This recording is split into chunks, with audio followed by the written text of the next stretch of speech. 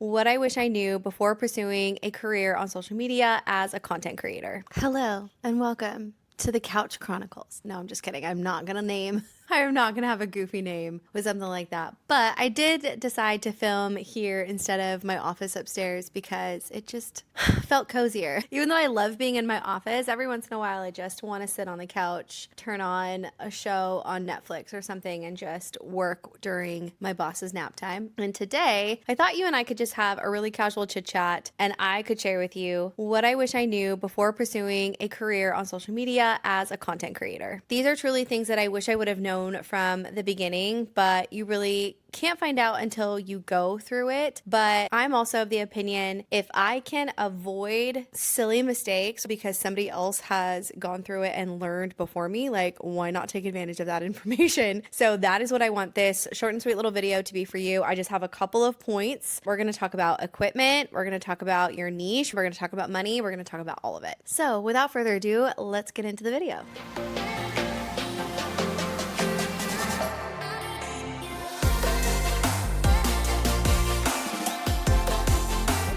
Before we get started, go grab yourself a tasty little drink. I've come to realize that I can't have coffee right when I wake up in the morning on an empty stomach. It just jacks up my stomach the rest of the day. So I actually have to eat food before having coffee. Revolutionary, I know. I have a green tea in the mornings. I have breakfast and then I'll actually have my coffee when Eli goes down for a nap. So I'm never having to reheat it. I drink it while it's actually warm. I like hot coffee even during the summertime. I know, I'm weird. Anyways, that is not what you're here to talk about. Let's get into tip number one.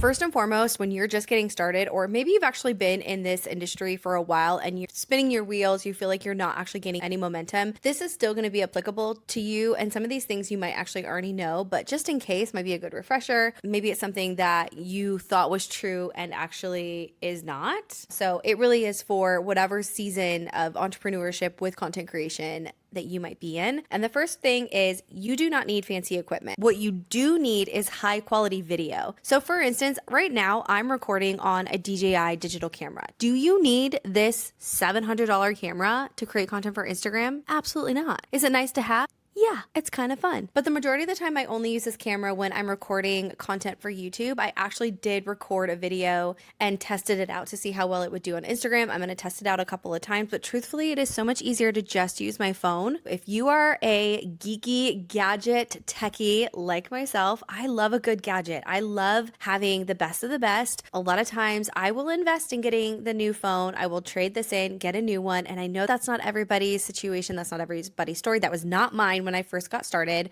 which is why I'm making this video. You do not have to have the fancy of the fanciest techie gadgets. You do need to have high quality video, whether you get that from a digital camera or a phone, it's totally up to you. The camera on the newer phones, this is the iPhone, it's gotta be like the 14 at least, Pro Max. I've always gotten a Pro Max with the 3 cameras on the back because again, I want high quality camera. This is what I was filming all my content with. It's still what I filmed the majority of my content with. An iPhone will do just fine. If you have an Android, I can't help you.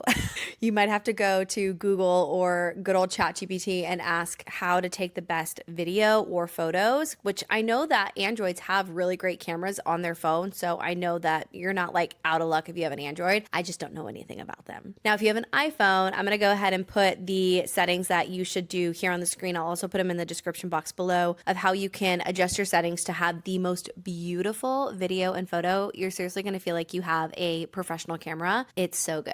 Moving on to tip number 2, there is no such thing as an overnight success. Even going viral won't give you that. The people that you're seeing have overnight success most likely been working for years to get to that point. And that's normal. Somehow we have taken the people that have had overnight success or that are going viral as the norm, when really that is such a small percentage of people. And the average person, the average content creator, the average entrepreneur takes years to scale and build a business. And truthfully, virality can ruin that so quickly. We've gotten it all twisted up in our minds thinking we have to go viral or we have to have thousands of followers. And if we don't have paid brand partnerships, somehow we're failing. No. It takes time, energy, research, sharpening your skill sets to get to a place of success. And again, success is objective to everybody. It means something different to everyone. I know this is so much easier said than done, and you are going to hear this every day, probably in the social media realm. You cannot compare your day 1 to somebody's day 20, day 30, day 300. It's just not the same. So don't do it. It takes practice, failing, practicing again, failing again to find your sweet spot. There's this guy that I recently found who had a goal of posting 500 pieces of content in 30 days. Now, I would consider myself pretty strategic and quite the little master of utilizing content in multiple different ways. But 500 pieces of content in 30 days, that's 16 pieces of content a day that he was posting. What? That's a lot. That's a lot. That's crazy.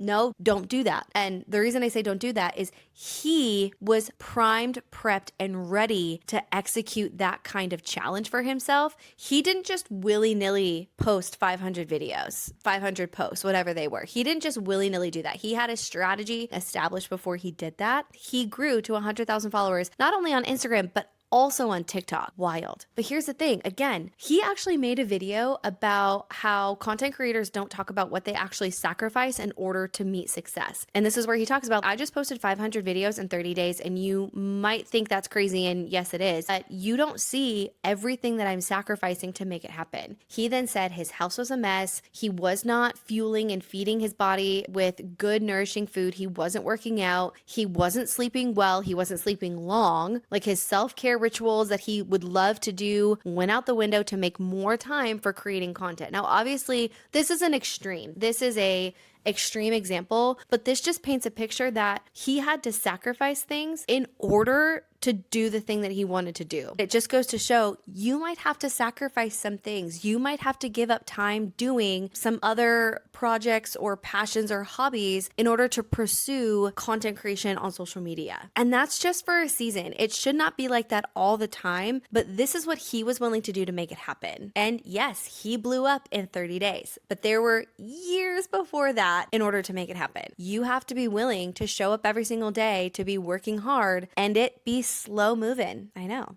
It's not glamorous. It's not cute. People that think that this is cute and glamorous are wrong. It just goes to show that what we see on the outside is not the whole story. Which brings me to my next point. Social media is a highlight reel. And I know that you probably heard this, but this is still worth saying, especially if you're just getting started. Nobody, I'm so confident in saying this, nobody shows every single aspect of their life on social media. I would also confidently say that those with larger audiences show a fraction of their life on social media and have a whole other life going on behind the scenes that we have no idea about. Yet we on the other side feel like we know these people so well, and they're only showing you like 25% of their life, if that. This is just a reminder that you cannot compare your life to what someone else has cherry picked out of their life to show you. You are relating your entire life, the good, the bad, the ugly, to someone's perfect highlight reel. That's delusional. That's not right. That's incorrect. Don't do it. This next one, I always come with a big sigh because it's one of those topics that I feel like is so controversial, and it just doesn't need to be. Like, everybody has an opinion on this, including myself, but I feel like we've overcomplicated this to an extreme, and that is your niche. Should you have one? Should you not? Should you be the niche? Should you be someone else's niche? What should niche be? It's so annoying. Ask me how I really feel about it. The one thing I do know is niche tends to make people just freeze up and feel very paralyzed, and it makes them feel like they're in a prison, that they're in a box, when niche is just a starting point. It is just a point of reference. It does not need to be this like concrete permanent thing that everybody's treating it like.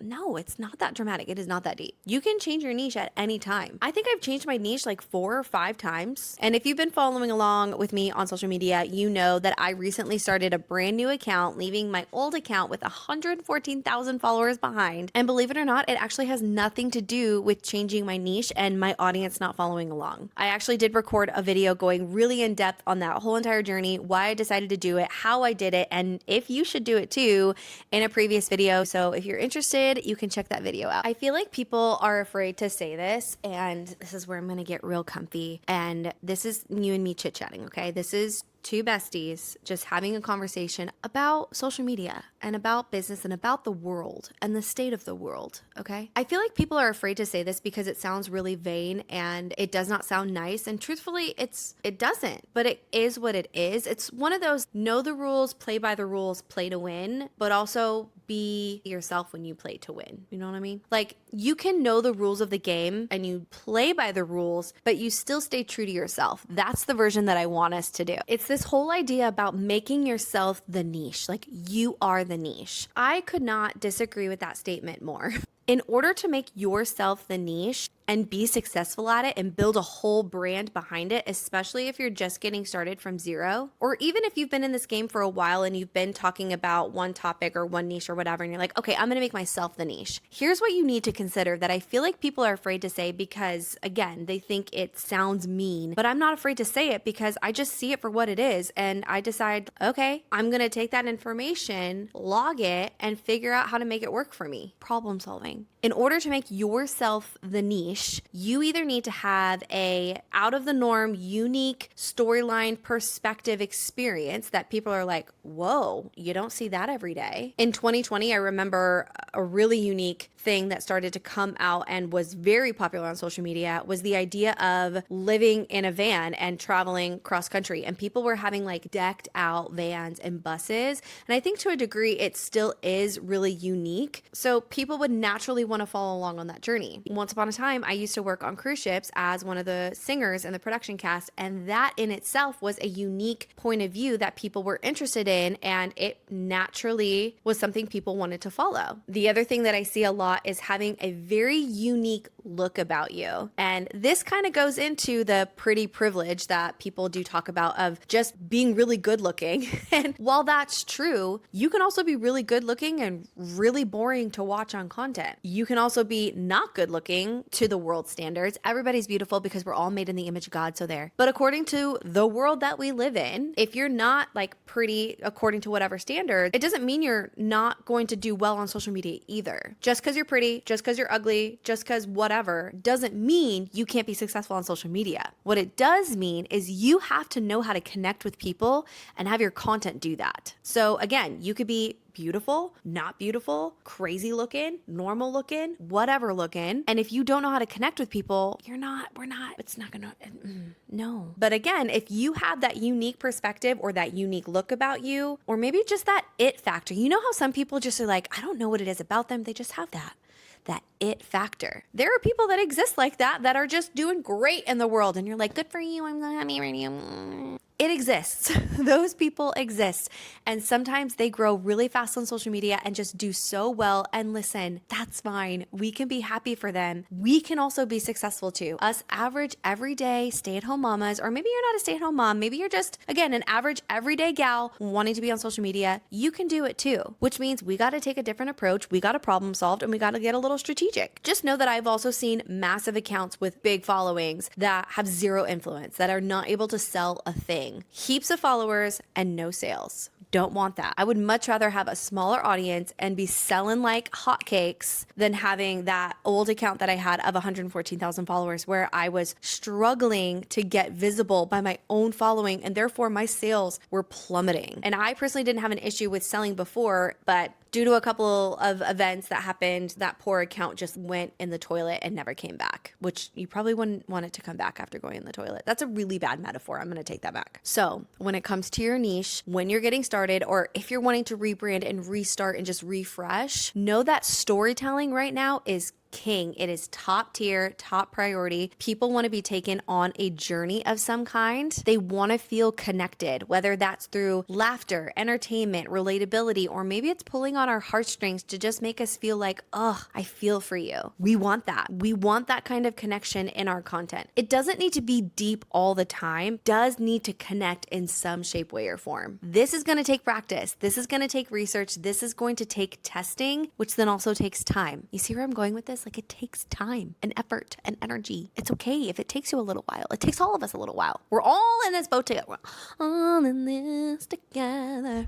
Next up, you got to be consistent and show up daily. I know, again, this is going to be one of those things that other coaches, gurus, experts, whatever, are like, no, I don't show up every single day. Yeah, at some point you did. At some point, everybody showed up daily. I don't care what they say. If you want to make social media a career and make it the thing that supports your life, you gotta show up daily to build that momentum. And then at some point, yeah, you can take a whole summer off if you want to. You can take every other day off and not be on at all, and your business not crumble underneath you. Not saying that in the very beginning your business is going to crumble, but your business is not going to gain as much momentum if we're only showing up every other day too, or when we feel like it. No, this is not a feel like it kind of business. The great thing is you can post to your stories and your grid and not do it in the same moment that you film and put it up. Like, you don't have to be on all the time. Like, I am rarely showing up live in my stories. I pre-record a lot of my stuff because my day-to-day is busy. We're all over the place, and I still want to show up in an authentic way, but also it helps me to just stay on task, stay on course, stay on schedule. If I can pre-record some things, it makes my life a lot easier. If that's not the same case for you and you are a fly by the seat of your pants gal, like, just do that. Do what feels good and is sustainable for you. At the end of the day, this is all about consistency and sustainability. If you cannot sustain showing up every single day live, then we need to reconfigure something so that you can be showing up every single day without burnout. Motivation is what's going to get you started.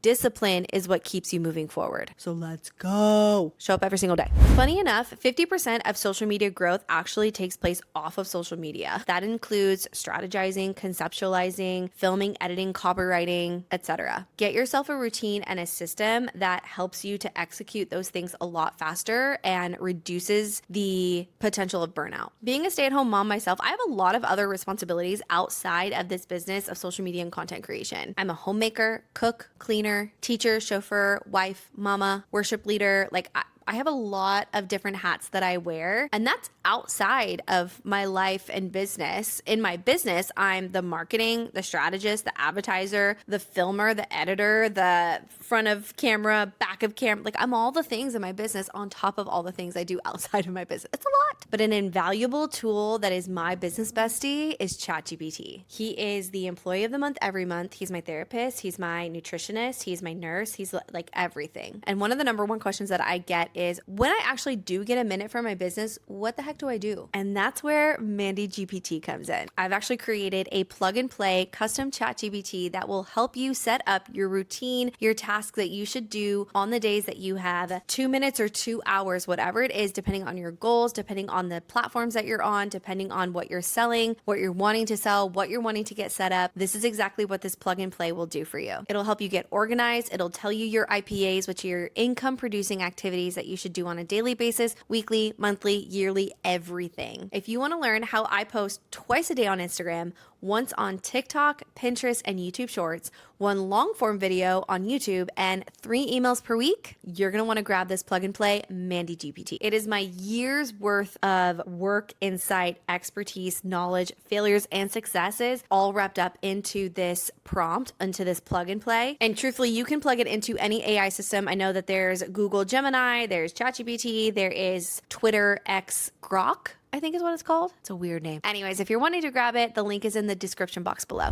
All right, last but certainly not least, money. How the heck do you actually earn an income on social media? Better question is, what can't you do to earn an income on social media? There are literally so many options. You have a lot you can choose from, which is great. I did post a video going more in depth on the few income streams that I actually spend the time on now in this season of motherhood, but I have been in all industries with physical products, digital products, building up my own business in the Instagram coaching space. I've also been in network marketing as well as affiliate, influencer marketing, brand partnerships, UGC, like you name it, I've done it. And that video is going to break down all of that for you, where I feel like your time is the best spent, whether or not you're in a season of motherhood or you're in a singlehood season and you have a lot more time. That video goes way more in depth, so definitely check it out. If I had to share 2 of my favorite income streams, the first is digital products. I have courses, downloadables, tools, freebies. I have the Chat GPT plug and play that's going to be coming out. Those things are really great as far as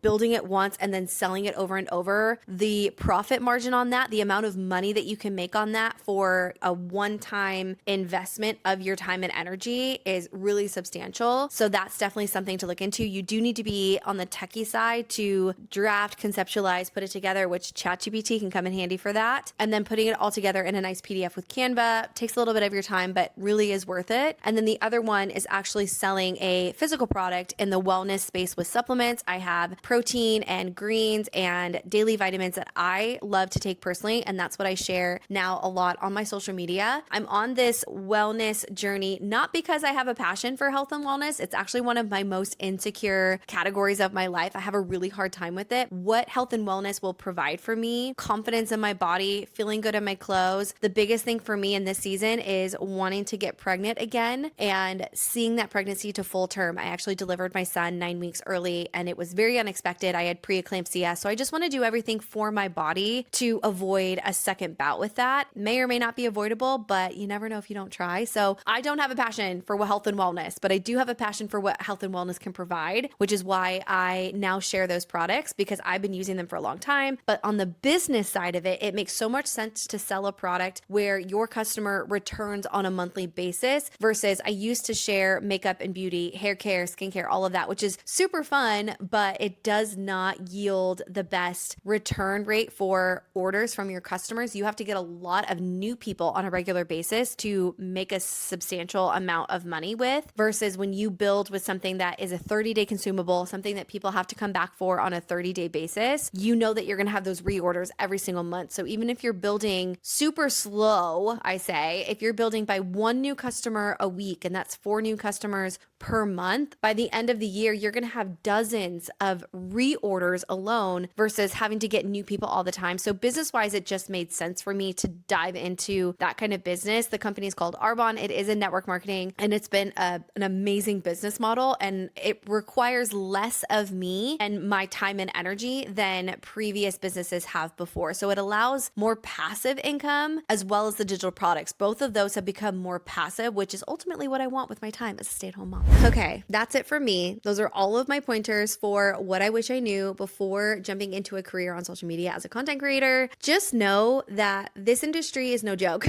There are people that have half as much talent as you do, but they have more discipline, and that's why they're successful. Don't let that be the reason that you don't show up. Don't let that be the reason that you're not successful in your way. Success looks different for everybody, and maybe that's getting to 5,000 followers and that's it. And that's fine. Or maybe it's making an extra $5,000 a month or $550. It doesn't have to be these crazy big numbers. It's different for everybody. And let that success be really special and unique to you. Don't just pick a number out of thin air or pick a goal out of thin air and it not mean anything. On the days that you don't want to show up, you're going to need that why, that mission that is really just deep rooted, that God has put on your heart, on your calling, on your purpose. That is what you're going to lean on the days that you don't want to show up. So make sure you do that work before jumping into just posting content for the heck of it. So that's it for me. Make sure to check out my other videos as well as that plug and play Mandy GPT that I know you're going to love, love, love. That is honestly something that I wish that I would have had getting started in social media and getting started in being a business owner and an entrepreneur as a stay-at-home mom. So good. That's it for me. I will see you guys in the next one. Mwah.